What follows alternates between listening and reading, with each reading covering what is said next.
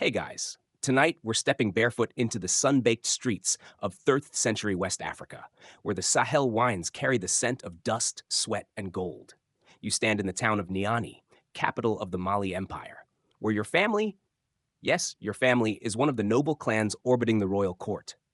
The Niger River snakes nearby, a lazy silver ribbon gleaming under the heat, and the sound of bartering floats up from the market like incense.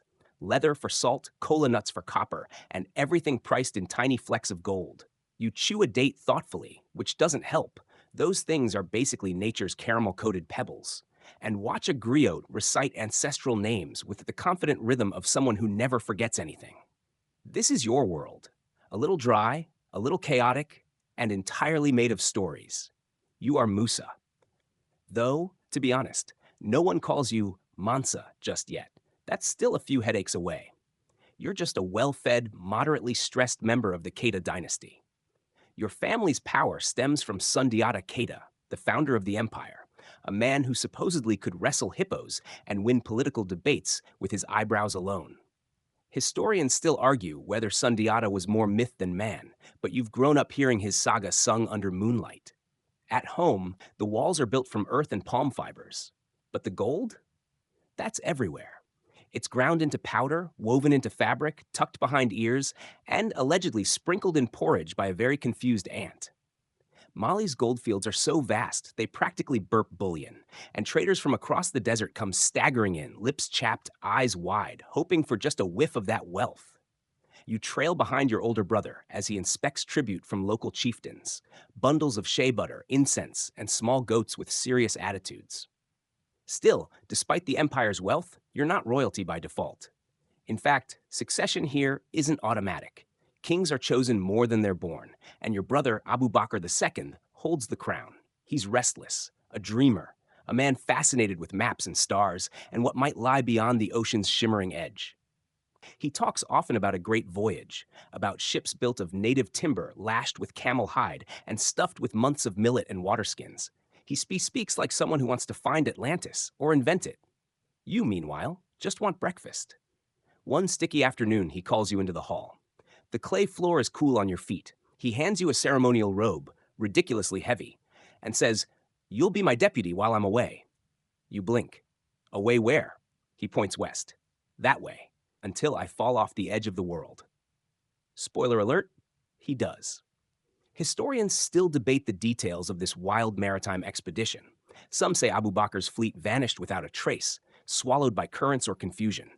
Others insist survivors returned and reported strange islands or even found lands across the Atlantic, claims that make modern scholars squirm.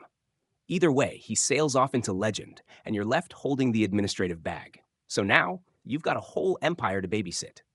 Your first few weeks are, let's say, eventful.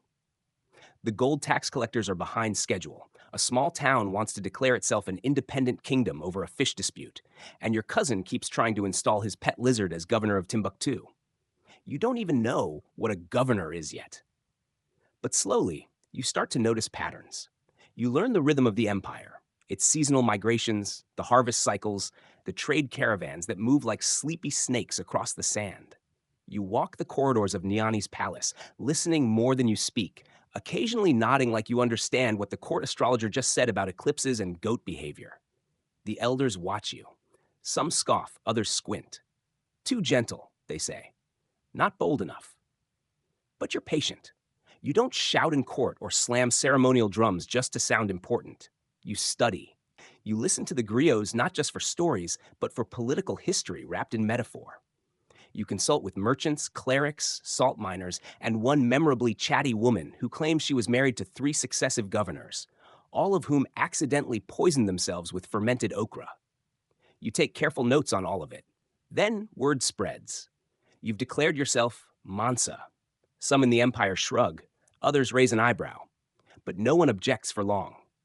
You aren't flashy, but you're consistent, thoughtful. And anyway, there's enough gold in this empire to distract most people from constitutional concerns. You ride to outlying provinces on a gentle white mare, your robes dusted with pollen and prestige. People bow, Children wave. A man tries to sell you a carved calabash shaped like a camel, which you graciously accept and then quietly re-gift to your steward. Back in Niani, the palace is humming. You're starting to make changes, small ones. You improve irrigation in key towns, assign camel drivers to monitor trade choke points, and begin asking serious questions about how much gold Mali actually has. Spoiler, it's more than anyone knows what to do with. But still, for all your growing power, you keep one hand on the pulse of the people. Your evenings are quiet. Well, except for the drumming. You sit with griots under mango trees, letting them sing the empire into shape. Sometimes they sing about you. You're not just a placeholder anymore. You're Mansa Musa. And while you don't know it yet, the world is about to find out who you are. You wake to birdsong, the earthy scent of last night's rain still clinging to the palace courtyard. Somewhere, someone is yelling about camels again, and you stretch, knowing that another day of imperial maintenance lies ahead. The funny thing is, you didn't want this. Not really. You were supposed to be a backup plan. A placeholder while your brother sailed west to chase sea monsters, or maybe mangoes that grew on water. But now, here you are, Mansa of Mali. And the empire? It's massive, bigger than anyone really imagined. It stretches from the forests of the south to the copper-rich Sahara towns of the north. Gold fields in the west, fishing villages along the Niger to the east, tribes, languages, currencies, fish that somehow look annoyed all the time. It's a lot. You inherit it not with a grand coronation or thunderous applause, but with quiet expectation. A few advisors mumble supportive phrases. The royal griot gives a slightly too long poem, and then it's all on you. The early days aren't glamorous. You spend hours dealing with paperwork, or the 14th century version of paperwork, which mostly involves messengers arguing about how many goats count as a modest bribe. Your scribes use wooden tablets coated in ash, scratching out grain tallies, tax decrees, and one request from a provincial chief to install his cousin's band as the official court musicians. You decline politely. But challenges loom. Mali is wealthy, sure, but not invincible. You quickly learn that prosperity invites trouble. Rivals from neighboring regions begin to probe your borders. There are whispers of rebellion in the east, where a local warlord claims divine visions and an army of very confused goats. You dispatch envoys, not swordsmen, at least not yet. And then there's the issue of climate. West Africa, for all its sun-drenched glory, lives in the delicate balance between rain and dust. A few years of drought can send everything sideways. Grain prices rise, tempers flare, and suddenly a town is holding a "We Hate the Monarchy" poetry contest. You respond by quietly funding irrigation improvements, sending food relief, and dispatching engineers. Your version of a royal shh. You're not flashy, but you're watching everything. Learning. One moment sticks with you. A trader from Walata arrives with news that your brother's fleet has still not returned. He offers a carved trinket he says washed up on a distant shore, but whether it's from the fleet or just very ugly driftwood, no one can say. Historians still argue whether Abu Bakr II ever made it to the Americas, or whether his ships simply vanished into the deep, swallowed by salt and time. In private, you mourn him, but publicly you rise. To stabilize the realm, you begin rotating your court through major cities: Niani, Gao, Walata. You want the people to see their ruler, to remember that the man behind the tax collectors has, in fact, a face, a kind face, possibly allergic to camel fur, but a face nonetheless. You reorganize the provinces into clearer regions, appointing trusted governors known as farbas, men chosen not for their family names but for their competence. It's a bold move, a quiet revolution of logistics, and it pays off. The roads improve, banditry decreases, traders start arriving from farther afield: Berbers, Tuareg, Songhai merchants with honey, cloth, copper, and stories. One particularly tall merchant from Egypt brings papyrus scrolls and a stubborn mule named Basil. He complains that Mali is too relaxed, but sells everything he brought in a day and leaves smiling. You begin to get curious about the world beyond Mali, about Islam, which is long woven through your cities in threads, mosques here, Quranic schools there, but never fully at the center. You start reading, listening, discussing with scholars from across the Sahara, and slowly something shifts. You decide to make a pilgrimage to Mecca, to see for yourself the holy city spoken of in the Quran, the cradle of your faith. It's not a spur-of-the-moment decision. You don't just grab a water skin and yell YOLO into the savannah. You plan, you organize, you dream it into being. Your court is skeptical. It's far, they say, very far. One advisor insists you bring only a few dozen men. Another recommends hiring a wizard to teleport you. You ignore them all. You begin assembling something large. The most modest estimates suggest you eventually leave with over 60,000 people, and not just soldiers or guards. Artisans, griots, cooks, animal handlers, weavers, bureaucrats, fan wavers, and one guy who insists he's just there to see some camels. Your entourage includes 80 to 100 camels carrying gold. Some say each camel bore over 300 pounds. You decide on gifts for every city along the way.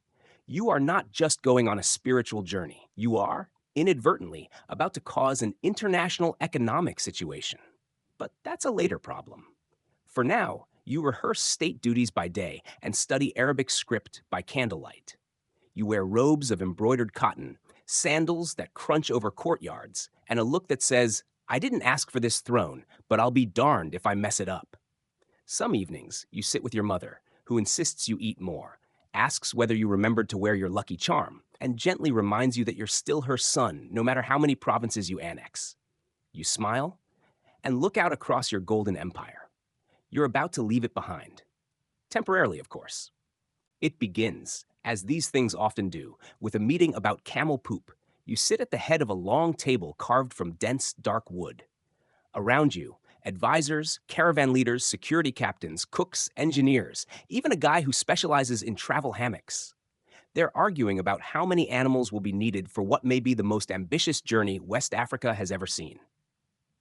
One camel expert, who seems both wise and deeply suspicious of everything, insists that more than half the caravan will need to be made up of support camels just to carry water for the other camels. No one questions him. You rub your temples, because this isn't just a spiritual journey. You've decided that your pilgrimage to Mecca will double as Mali's grand announcement to the world. For too long, people beyond North Africa have barely registered your empire's existence. The maps are vague. Some geographers still label everything south of the Sahara as "here be lions." So you think, let's give them something to map. You personally oversee preparations. You walk the palace corridors late into the night, whispering reminders to yourself, don't forget extra parchment, double check the astrologer's packing list, and what does one wear when meeting the caliph? Your stewards work in shifts, organizing grain stores, polishing ceremonial swords, and assigning someone to be in charge of snacks. That person takes their job way too seriously. Then there's the matter of gold. Your treasurers beg you to reconsider how much you're bringing. Maybe not that many camels, they plead. But you smile and wave them off. After all, you're the richest man on earth, even if no one's invented bank statements yet to prove it. Some estimates suggest your personal fortune, by today's standards, could stretch into the hundreds of billions. Possibly more. You don't know that, of course. You just know that when you say, bring gold, people bring a lot of gold. You practice giving gifts, literally, because your plan is to offer generous donations, enough to build mosques, support scholars, help the poor, and make sure no one along your path forgets the name Mansa Musa. You're not just making a religious statement, you're making a geopolitical one. As you prep, people across the empire begin to talk. Markets buzz with gossip. Griots sing speculative ballads about your route, your robes, and whether or not you'll meet a genie. One elderly woman insists she saw your caravan stretch for miles before it even left the capital. She may not be exaggerating. By now, you've appointed regents to govern in your absence. Your cousin handles taxation. A respected cleric oversees religious affairs. And one poor minister is left entirely in charge of camel paperwork, which he accepts with visible despair.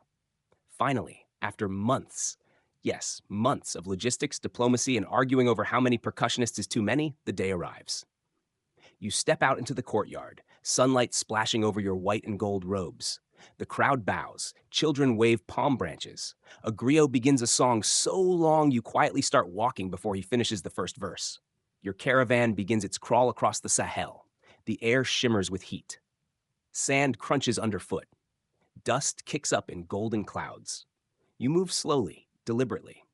Not just because the entourage is enormous, but because every town, village, and rest stop becomes a micro event. People come out to see you. Elders greet you with cola nuts and stories. Musicians perform awkward odes involving your name and local weather patterns. Somewhere around the bend of the Niger, your cooks start experimenting with foreign ingredients. One dish causes mild panic in the royal court. It involves goat cheese and something described only as desert raisins. You try it once. Once. You're not just marching across West Africa, you're learning from it. The landscape changes beneath your feet.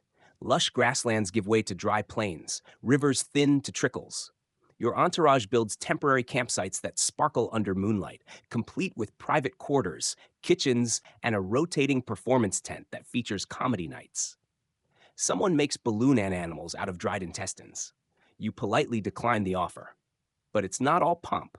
You meet with tribal leaders along the way, some of whom had never seen a ruler of Mali in their lifetimes. You speak with courtesy, listen without interrupting, and leave behind gifts: cloth, horses, silver trinkets, and of course, gold. Always gold. One elder, after receiving a particularly extravagant gift, mutters something to the effect of, "This man is either a prophet or has no idea what things cost." Both could be true. You sleep under the stars more than once. You develop a fondness for late-night fire stories told by junior griots. You also learn the hard way that camel snores are no joke.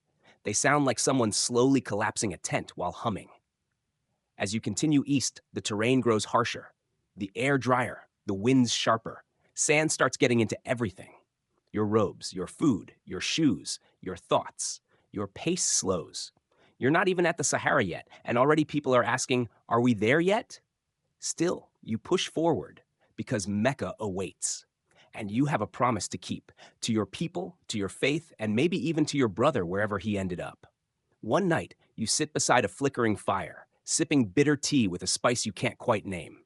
You stare out into the dark, past your flickering tents and gold-stuffed camels, toward the desert you've yet to cross. And you smile. You've just begun. The Sahara doesn't roll out the welcome mat. It greets you with silence, with sun that presses on your scalp like a judgment, and with sand so fine it slips into the seams of your teeth when you smile. Still, you cross it, because that's what emperors do.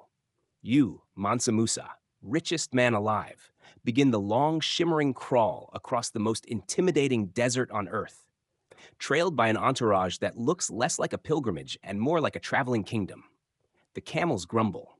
The servants squint. Even the gold shimmers with regret. Crossing the Sahara is no small feat. Trade caravans do it all the time, yes, but not with 60,000 people, hundreds of animals, and so much gold that it clinks even when you sneeze.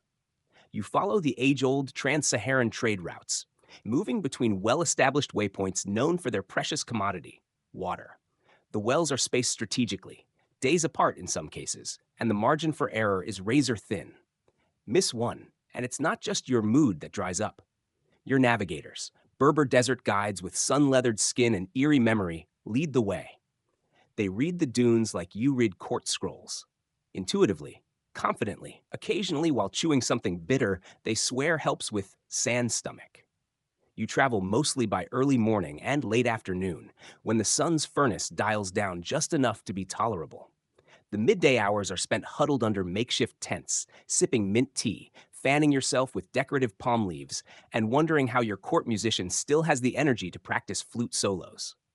The heat bends sound, warps thought.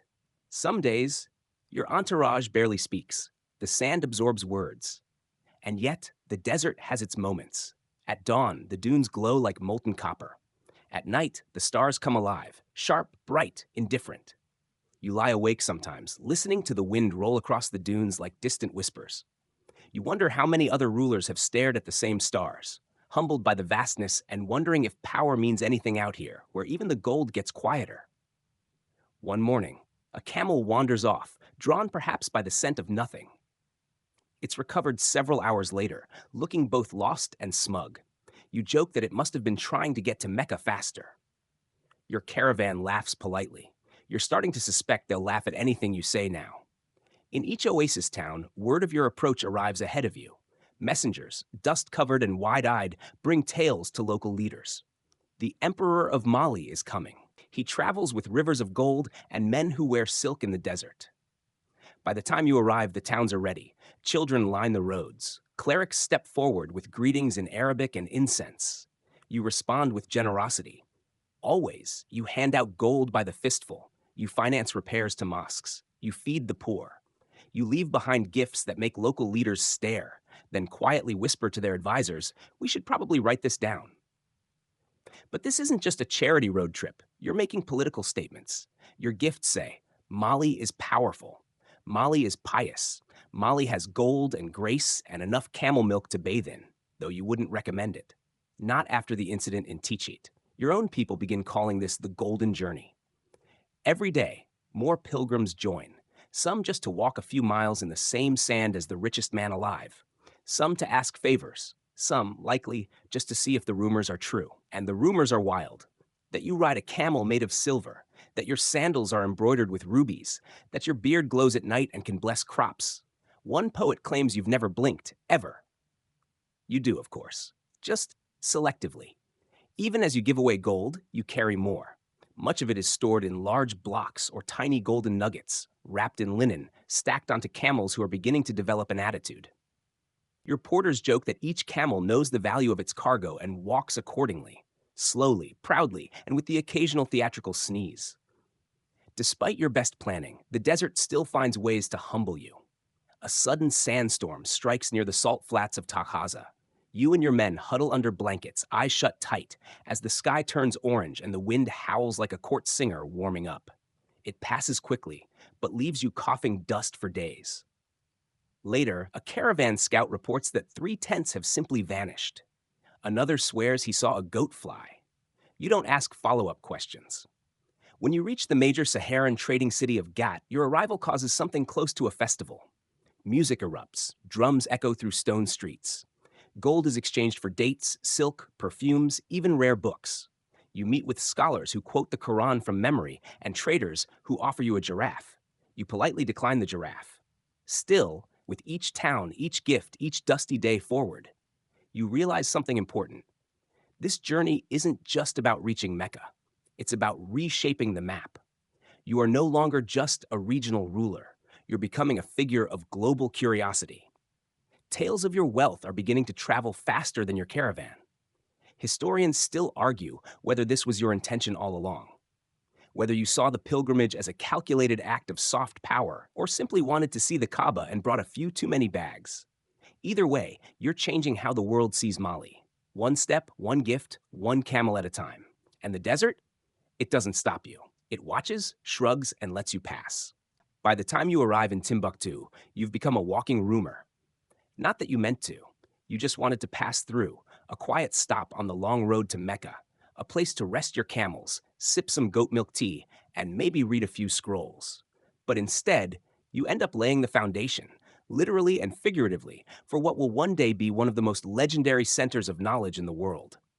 At first glance, Timbuktu isn't much. It's dusty, sun-bleached, and not nearly as glamorous as its future reputation. Traders mill about with bolts of dyed cloth and satchels of salt. A few local scholars squint curiously at your caravan, looking unimpressed. You, naturally, respond with gold, but also with questions. Because you're curious. Deeply, annoyingly curious. You ask to meet the town's imams. You request scrolls. You want to know what the people are studying, what they're teaching, what they dream about when the desert winds die down. And when someone casually mentions they're trying to build a new mosque, you say, "Oh, I can help with that." And before anyone can protest, you've summoned your architects. It's not just gold you leave behind in Timbuktu. You leave blueprints, ideas, encouragement. You don't order a mosque to be built, you inspire one. The Jingariber Mosque, constructed with the help of the Andalusian architect Al-Sahili, who will come up again, don't worry, begins to take shape under your patronage. Its walls are thick with sun-baked mud and pride. Palm beams poke out like steady eyebrows.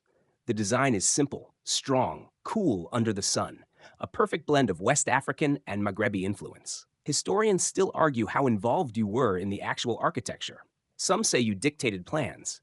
Others think you just paid the bill and offered the occasional, But no one doubts that without you, the mosque doesn't happen. At least, not like this. And the ripple effects? Oh, they'll last centuries. Timbuktu transforms, slowly at first, then with momentum. Scholars from as far as Cairo and Fez begin to hear whispers of a desert city where books are worth more than gold, where libraries grow like baobab trees, each scroll a seed of something vast. You won't live to see the peak of it, but the roots, you plant them with care. Meanwhile, you rest. Your camp is set up just beyond the town's edge. The tents are arranged in concentric circles, with your pavilion at the heart like a calm sun radiating gentle authority. At night, you sip sweet tea while griots hum lullabies. You feel the weight of the desert behind you and the pull of Mecca ahead. You're about halfway now. Timbuktu surprises you in smaller ways too. A merchant offers you a bowl of honeyed millet so delicious you try to steal the recipe. Your cooks fail to replicate it. A young boy recites poetry about trade winds and family goats. You give him a silver coin and ask him to become a scholar. Years later, he does. You also meet a blind calligrapher who can copy entire Quranic verses from memory, using a stylus of carved ivory and ink made from crushed indigo. You sit beside him one afternoon as he works, the only sound being the slow scratch of faith pressed onto parchment. It stays with you. But not everything goes perfectly. One afternoon, one of your gold-laden camels slips on a wet clay street, spills its cargo, and briefly causes the town's first known mini gold rush.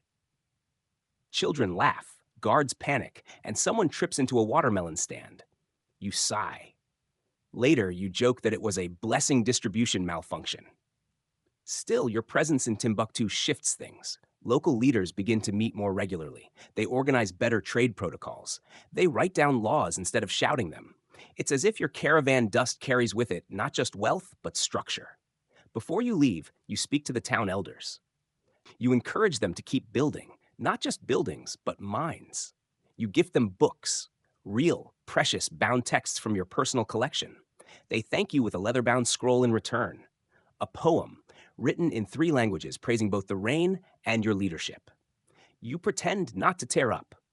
And then after 10 days that feel both brief and eternal, you rise with the dawn, mount your horse, or was it a very tall mule that day, and continue eastward. You leave behind a town that now has a reason to believe it matters. Because you stopped there, and you looked around and you said, this place has potential. By the time you reach Cairo, you're not just a man anymore. You're a phenomenon. Whispers of your arrival beat you there by weeks. Merchants, clerics, and curious onlookers line the city's edge like reeds along the Nile, waiting to catch a glimpse of the man said to bleed gold and dine on sunbeams.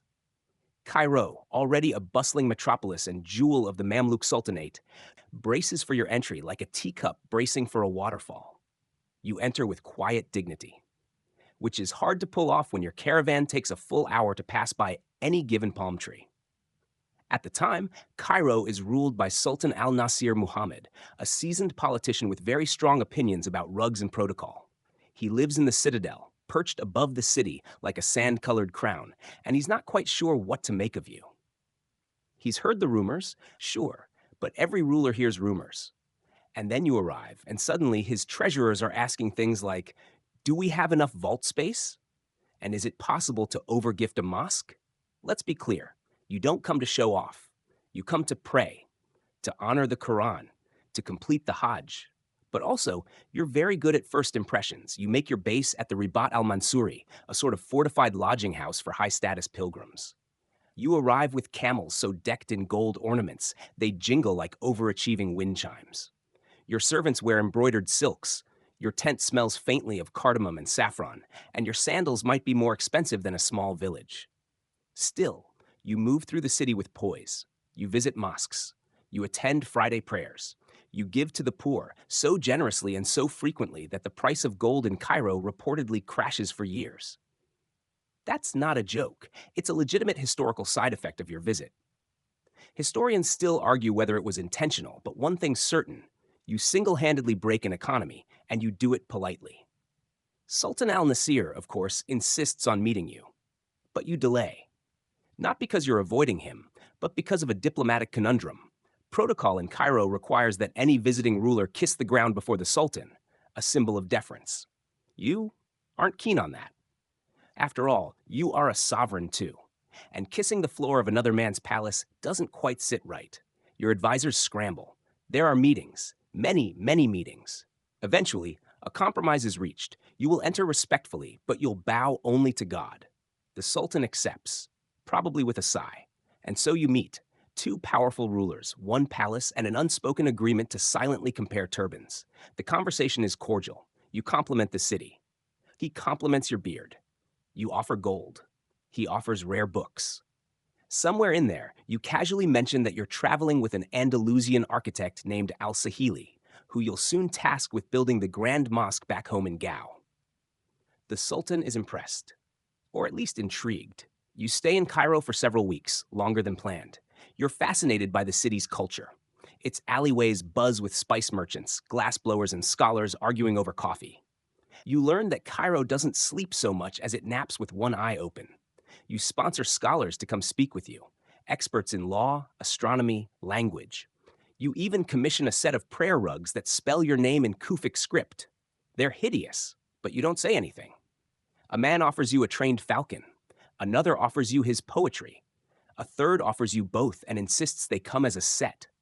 One afternoon, you watch children race wooden boats in the Nile, and you think of your brother, Abu Bakr, lost at sea. You wonder what he would have made of all this. Would he have marveled at the minarets, laughed at the chaos of Cairo's streets, or just grumbled that the dates were better in Mali? At night, Cairo softens. Oil lamps flicker from windows. The call to prayer echoes over rooftops. You sit by your tent, eating sweet bread and thinking of home. You miss Niani. You miss mango season. You miss your mother's oddly specific advice about how to wear your turban when you're feeling anxious. But you also feel expanded. You've seen how vast the Islamic world is, how interconnected, how many ideas are still out there waiting to be carried home. You're no longer just Musa, emperor of Mali. You're Musa, student of the world. Before you leave, you make one final gesture, an enormous donation to the Mosque of Amr ibn al-As, the first mosque ever built in Africa. You give so much gold that the imam forgets how to end the prayer and just mutters, Amin, 3 times in awe. You walk away quietly, hands clasped behind your back. Cairo will not forget you, and neither will the gold market. You finally reach Mecca, not with trumpets or fireworks, but with quiet steps and a heart humming. The city rises before you in waves of dusty stone and sacred promise. It's not large, not grand in the way empires build grandeur, but it pulses with something deeper, something that pulls pilgrims across continents, across decades, across entire lives. You feel it immediately, a stillness inside movement, a hush, even amid the clamor. Your caravan by now is trimmed down, partly from the long haul, partly from the economics of generosity. Many of your gold-laden camels have become lighter. Several pilgrims, swept up in the spirit of the journey, have stayed behind in Cairo, content to study, trade, or simply recover from all the camel-related drama. But you came for this.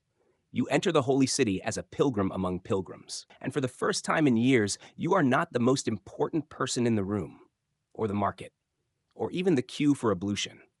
It's oddly comforting. You perform the rituals slowly, deliberately. You circle the Kaaba with the others, white robes rustling, the sun spilling over black stone and human devotion. You pray until your knees ache and your throat feels soft from whispered verses. You give thanks, out loud at first, then silently, because this place demands silence after a while. Historians still debate how long you stayed in Mecca. Some say weeks. Others suggest you lingered longer, immersed in study, in meetings with imams, in debates over interpretation and law. You may have met scholars who would go on to quote you in their writings. You may have funded students who returned to Mali years later with scrolls inked in 7 different cities.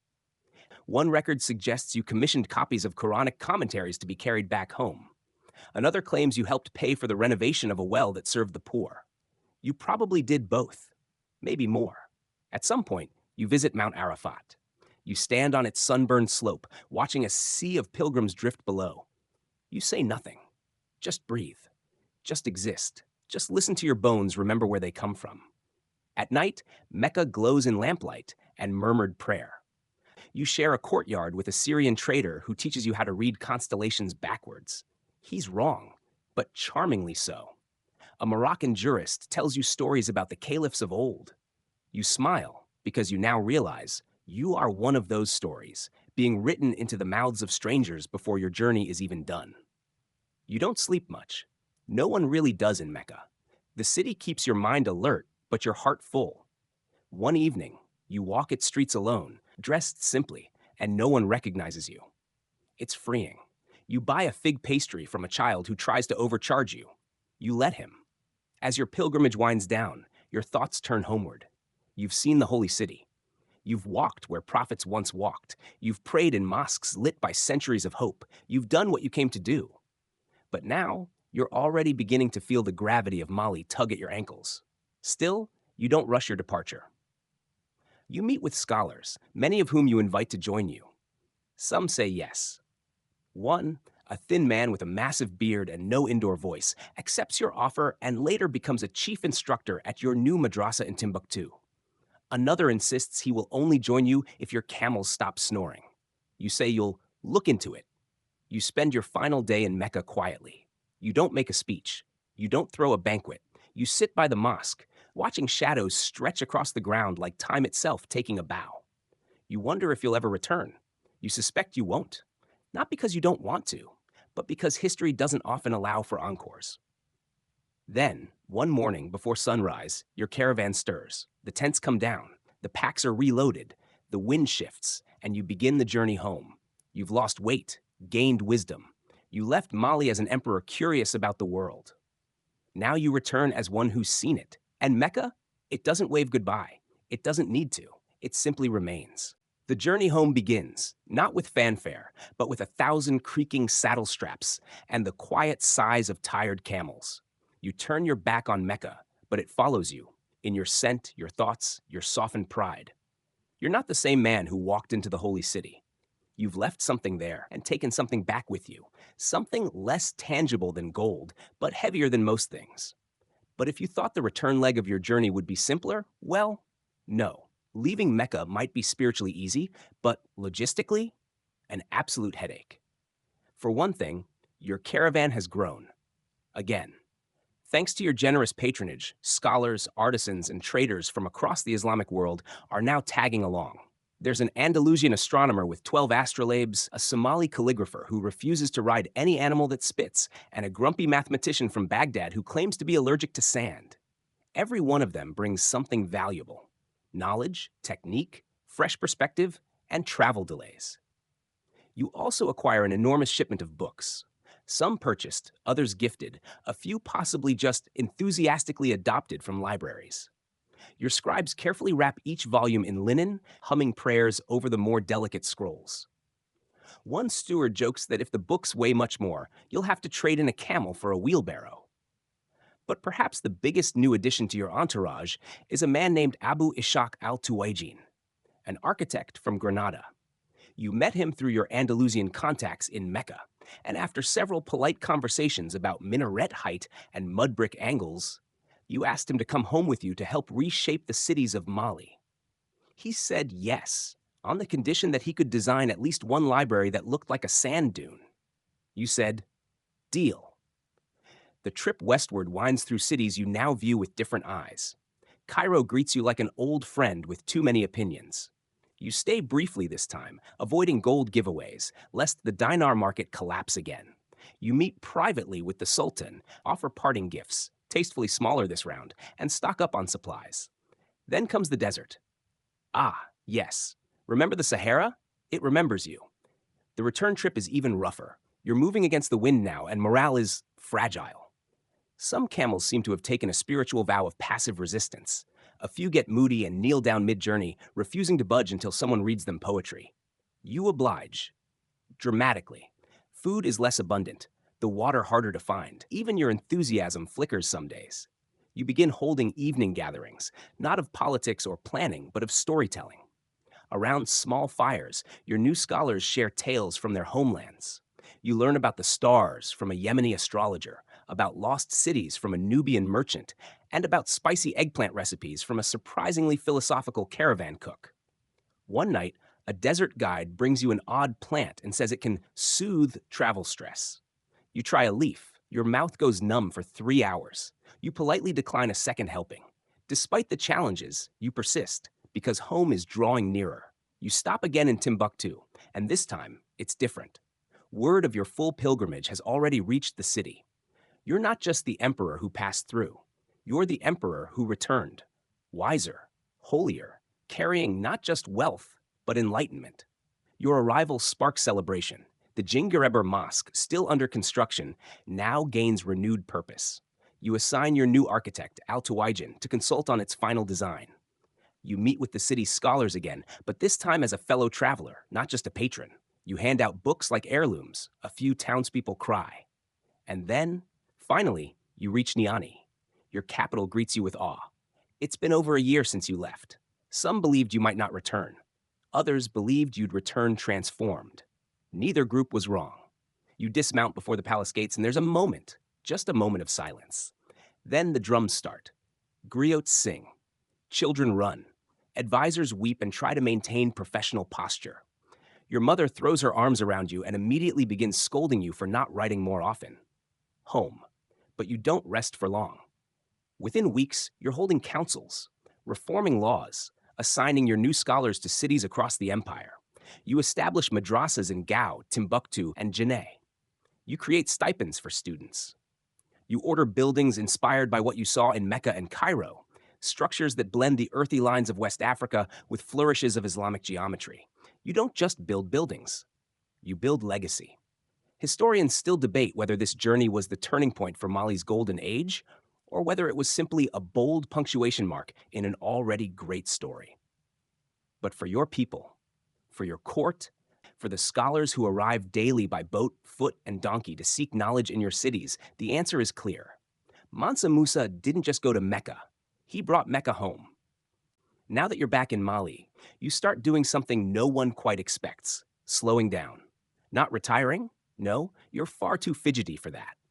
But your pace changes. You walk more than you ride. You listen more than you speak.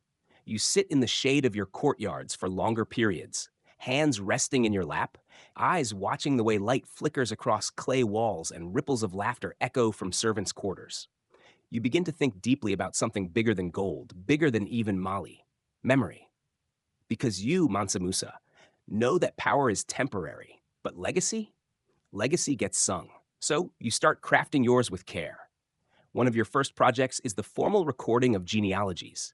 You call in your griots, your oral historians, and ask them to begin chronicling not just your own lineage, but the lineages of your nobles, your generals, your city elders. You tell them, the story doesn't live unless someone remembers it. They nod and begin the chant. The air fills with names. Meanwhile, your schools, those you built and those you inspire, begin to flourish. You assign clerics and scholars from your caravan to oversee instruction. Children in Timbuktu now recite not only verses from the Quran, but also lessons in mathematics, astronomy, and medicine. One boy writes a treatise on digestion using mangoes as metaphor. You keep a copy. It's hilarious and vaguely accurate. You also encourage translation. Arabic is the language of scholarship, yes, but you insist that key works be copied into local languages. You want Malians who don't speak Arabic to still access the wisdom brought back from Mecca. This upsets a few purists. You smile and offer them more books. And gold. That usually does the trick. But perhaps your most lasting influence comes through architecture. With Al Tuwaijin, your Andalusian architect, you launch what might be Africa's most ambitious mud brick makeover. Using sun-baked earthen plaster, wood beams, and techniques borrowed from North Africa, you reshape the aesthetic of your cities. Towers are topped with cones, walls adorned with delicate grooves and spiral patterns that echo the dunes themselves. The mosques are the crown jewels. The Jingareber Mosque becomes the architectural center of Timbuktu, not just a place of prayer, but of study, diplomacy, and whispered jokes during long lectures. In Gao, a smaller but elegant mosque emerges from the banks of the Niger, its walls almost seeming to breathe with the heat. And in Niani, your capital, you oversee the construction of a massive royal library and school. It's said that this building alone holds more manuscripts than some European universities of the time. Whether that's true or just something griots say after a little too much palm wine, it feels true. Historians still debate how much personal involvement you had in these architectural projects. Did you design some of the details? Did you choose the layouts? Or did you simply fund them and offer poetic feedback like, make it look like a wise camel? No one's certain, but the results are clear. A new visual language emerges in Mali under your reign. Elegant, practical, profoundly local, yet unmistakably global. But all this progress isn't without friction. Some elders grumble that you've brought too much change, that the empire is becoming too scholarly, too religious, too unrecognizable. You listen to them carefully. Then you host a festival, invite the entire city, and serve free honeyed millet for a week. Spirits lift, resistance softens. You know that gold solves many problems, but hospitality goes even further. Your court becomes a magnet. Ambassadors from Egypt, Tunisia, and even distant Anatolia arrive, bearing gifts and letters. A silk merchant from Damascus teaches your nobles how to tie head wraps in 17 different styles, most of them uncomfortable. You receive a chess set carved from ebony and ivory, and promptly lose your first game to a 12-year-old page. You blame the sun. Everyone nods sympathetically. And through it all, you keep teaching by example. You attend Friday prayers in person. You walk among your people during festivals. You give quiet gifts to widows and orphans. You host scholars at your table and ask them genuine questions. You admit when you don't know something. Your humility surprises people. It shouldn't, really.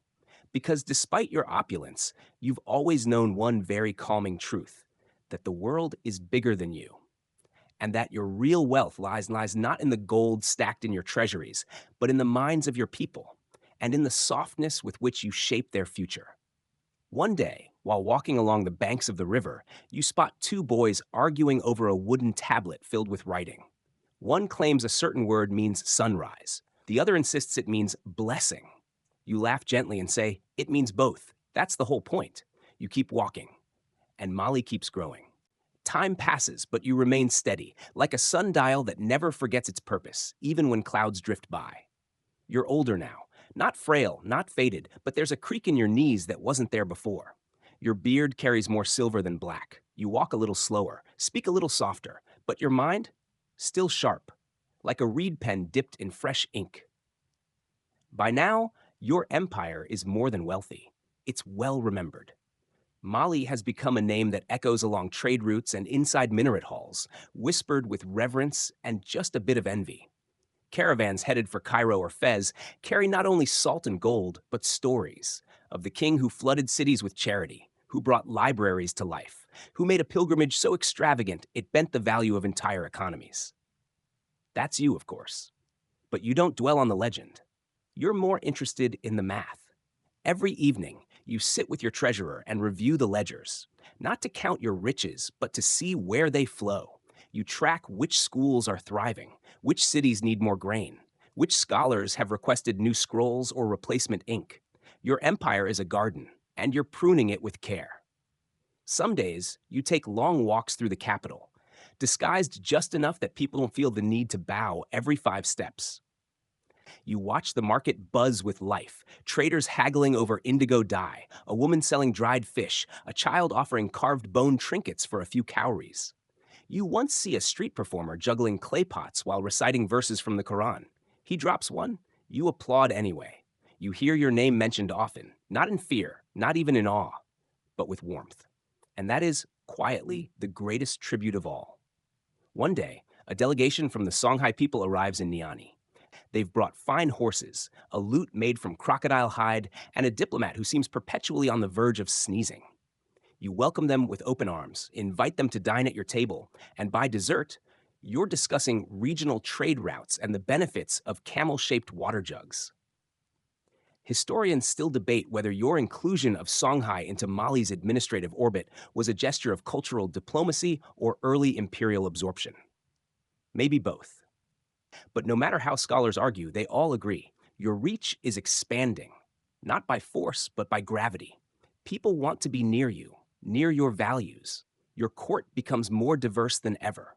There's a Senegalese poet who writes entire epics on scraps of dyed bark, a female jurist from Walata who stuns your advisors with her knowledge of inheritance law, a Tuareg merchant who insists on starting every sentence with "back in the dunes" and then never finishes the story. You laugh often now, because laughter is a kind of legacy too.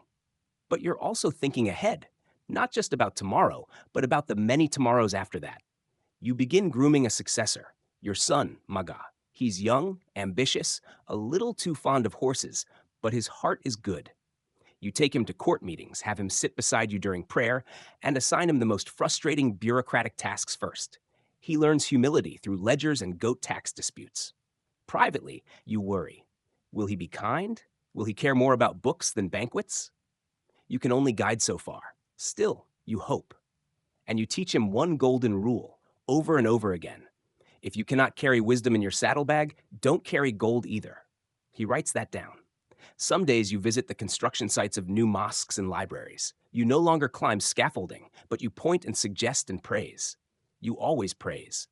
A carved lintel here, a shaded reading nook there. You tell the architect, make it a place where someone could nap after learning something difficult. He nods, like that makes perfect sense. Your city's skyline changes slowly, but meaningfully. Domes appear where once there were only flat roofs. Clay spires reach toward the sun like questions looking for answers.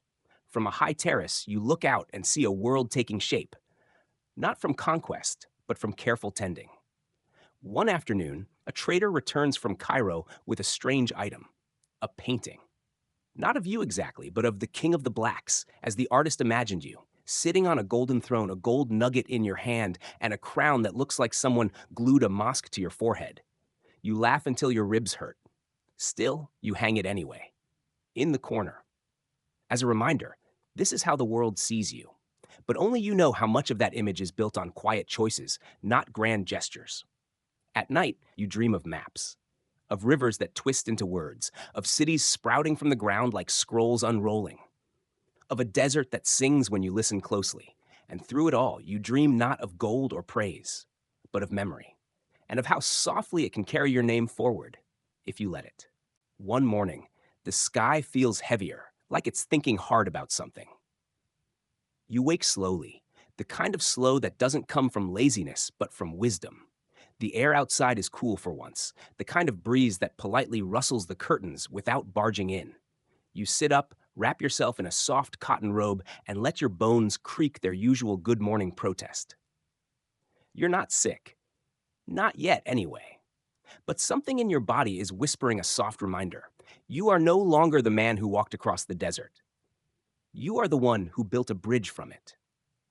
This is the chapter of your life where days begin to feel more circular, where morning meetings and afternoon prayers blend into one another like colors in a sand painting. You take comfort in the rhythm, because rhythm means the world is still spinning as it should. And your people, they keep spinning with it. Niani, your capital, now pulses like a heart, steady, strong, a little chaotic around the edges. Its markets are bursting, its schools are humming, its mosques glow at dusk like honey poured over stone. You walk among the people, and no one runs to bow anymore. They smile, some wave. One boy offers you a dried fig and insists it's magic. You eat it. It's not, but it's delicious. Your court has settled into a comfortable cadence, too. The council meets regularly. The scribes keep up with the demands of a growing library system. The architects are still arguing over how much sand is too much for decorative plaster. Even the palace cats seem more self-important than usual. Your son, Maga, now sits in most official meetings. He carries himself with a confidence you both admire and side-eye. He's learned well. Too well, maybe. You wonder if he'll forget the quiet parts, the ones that made you who you are. So you keep reminding him. You share stories, not the grand ones, the camel caravans, the gold gifts, the sultans you mildly confused. No, you share the quiet stories. The time you shared your cloak with a shivering page during a sandstorm, the time you misquoted a verse during Friday prayers and tried to pass it off as regional dialect. The time you lost a chess match to your own advisor and secretly practiced for a week before the rematch. Maga laughs, but he listens. He's starting to understand that ruling isn't about thunder, it's about rain. Meanwhile, the rest of the world continues to whisper your name in all kinds of accents. Maps are being redrawn. Some cartographers sketch your likeness. Simplified, exaggerated, often hilarious. In one Italian map, you're depicted holding a gold nugget the size of a watermelon, looking very unsure about what to do with it. Your scholars bring you word of these things. You chuckle, but deep down, you're pleased. It means Mali is no longer invisible. It's not just a place on the fringe of someone else's empire. It's a name, a memory. You've anchored it. Still, there are days when the past taps you on the shoulder. You dream more now, not of conquest or sermons or even buildings, but of footsteps, of the sound of your own feet on the sands near Mecca, of your brother's sailboat vanishing beyond the ocean's reach, of voices long gone but still murmuring in your ears. One afternoon, you ask your griots to recite your lineage again, not to show off, but to hear the music of it. They chant slowly, with reverence, each name dropping into the air like a soft drum beat. When they finish, you ask them what name you will be remembered by. They don't answer right away, not because they don't know, but because they're still trying to decide which version of you will travel best through time. The merchant, the pilgrim, the builder, the gold river. The scholar's lantern, the man who carried books more carefully than jewels. You smile, because maybe you'll be all of them, or maybe just one. One evening, as the sun folds itself neatly over the savannah, you sit beneath a baobab tree, legs crossed, sipping cool water. A young girl runs past, chasing a chicken, laughing like thunder in reverse. A griot hums nearby, tuning a kora. The mosque in the distance catches the fading light, and for a second, it looks like it's glowing from within. You close your eyes and think, yes, this is what it was all for. The years have worn you gently, like river stones worn smooth by water. These days, your mornings begin with silence, not empty, but full. The kind of silence that holds birdsong, the shuffle of sandals, and the distant rhythm of city life waking up around you. You sit beneath the same tree each day, on the same worn cushion, with the same carved mug of warm millet tea, now flavored lightly with ginger and age. Your joints ache before the sun is up. But you welcome the ache. It's familiar, reliable, like an old friend with a boring story you've heard before but don't mind listening to again. It means you're still here. And Mali? Mali is no longer rising. It has risen. Your cities glow brighter now, not with gold, but with thought, with questions, with the scratch of ink on parchment, with the gentle hum of people thinking together. You don't walk the streets as much anymore, but stories reach you. A young scholar from Timbuktu writes a treatise on star navigation using palm fronds. A market woman invents a clever pulley system to lift baskets to her rooftop garden. A child in Gao memorizes the entire Quran and then starts composing verses of her own. You chuckle when you hear them. They're pretty good. Historians still argue about when exactly Mali reached its peak. Some say it was during your pilgrimage, when the empire's name was carved into maps across the known world.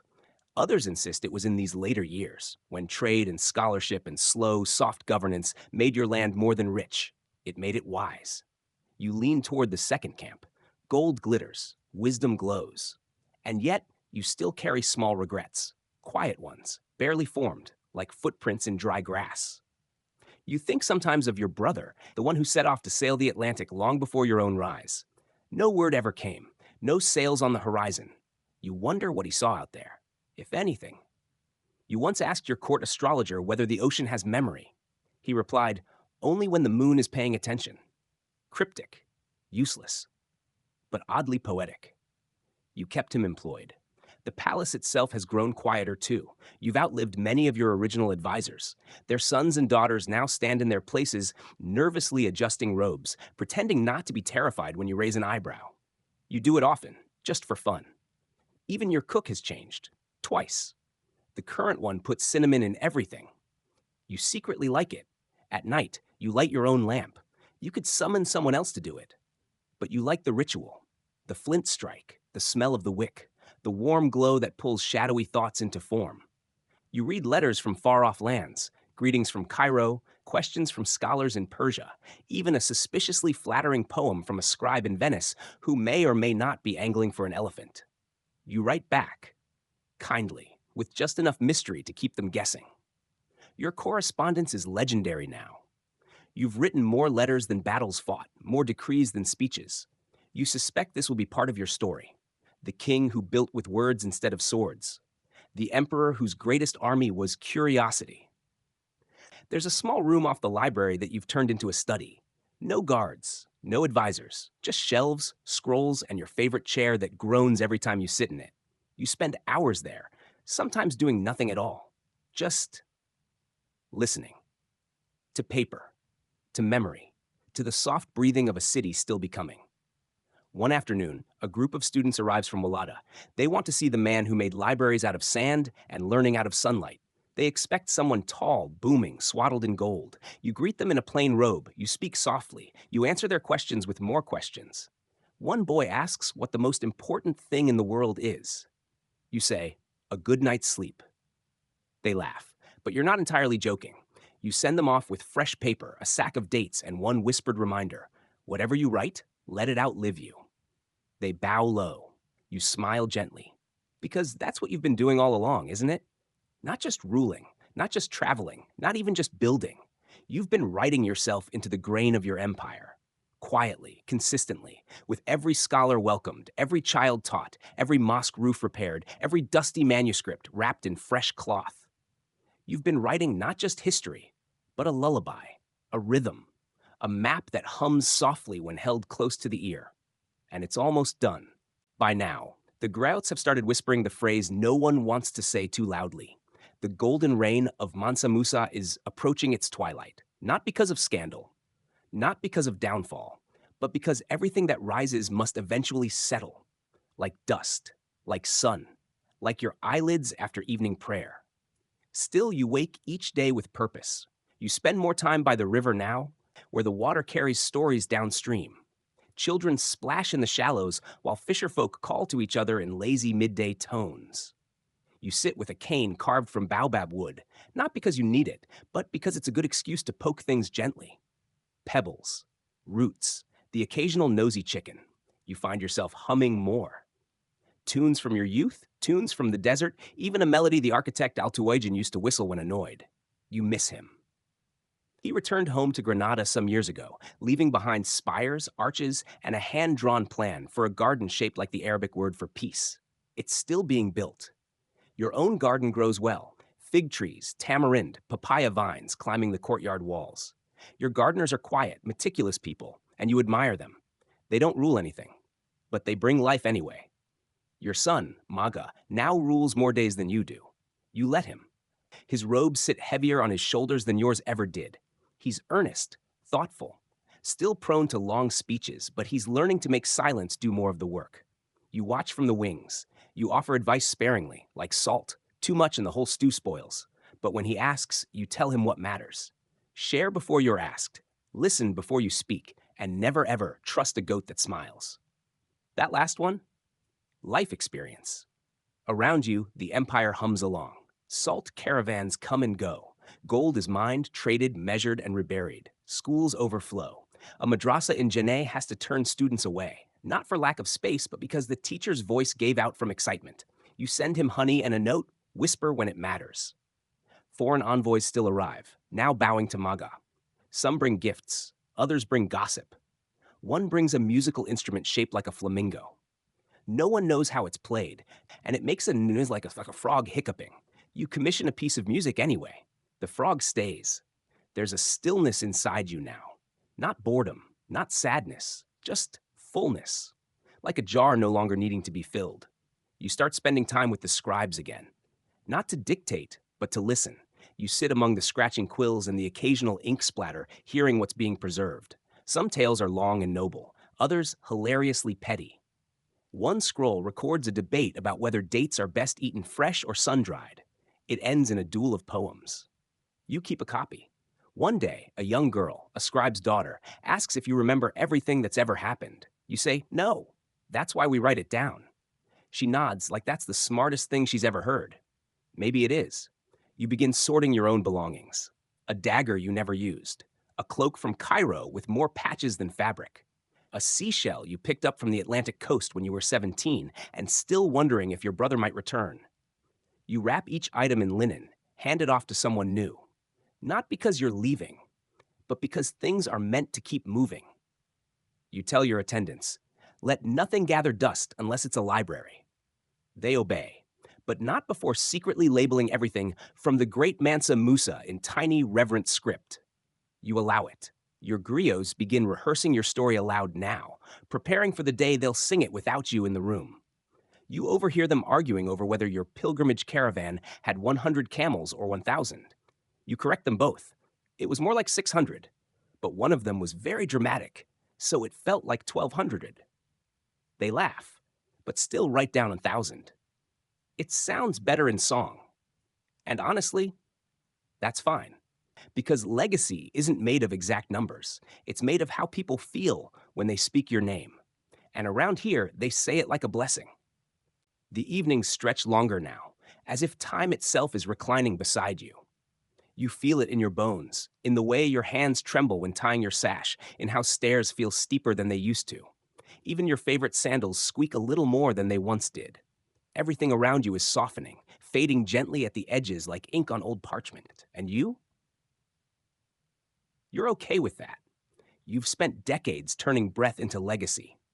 Now the air feels full of you. You sit more often under the veranda, where breeze meets shade and people speak just loud enough for you to eavesdrop. It's entertaining. One merchant insists his donkey can predict sandstorms. A student misquotes a verse and insists it was a regional dialect. A noblewoman praises your urban planning by saying the palace latrines have a very dignified echo. You smile and close your eyes. You think about the path here, from the forests of Mali to the sands of Arabia, from prayer carpets in Cairo to laughter under fig trees in Niani, from carrying gold to carrying wisdom. You once defined greatness by weight. Now you understand it's about lightness, not the absence of burden, but the grace with which you carry it. One day, your steward brings word. A caravan from Morocco has arrived, carrying books and spices and a painting. Another attempt at capturing your likeness. This time, you're holding a scroll, standing next to a mosque, looking very noble and slightly bored. It's better than the last one. You accept it graciously and hang it near your writing table. Below it, a pile of scrolls. Your notes, your letters, your musings on architecture and mangoes and how people shouldn't yell while teaching philosophy. You've left instructions for these to be copied and distributed, not to be famous. But so someone, someday, might read your words and feel a little less alone. You've also written your final decree. Nothing dramatic, just a gentle statement of succession. Maga will take your place. Your advisors will continue their duties. The libraries will remain open. The market tax on dried figs is to be reviewed quarterly because fairness matters even in dessert. You've even picked out your burial spot, beneath a tree near the mosque in Niani. Quiet, shaded, close to both God and gossip. You're not in a hurry, but you are at peace.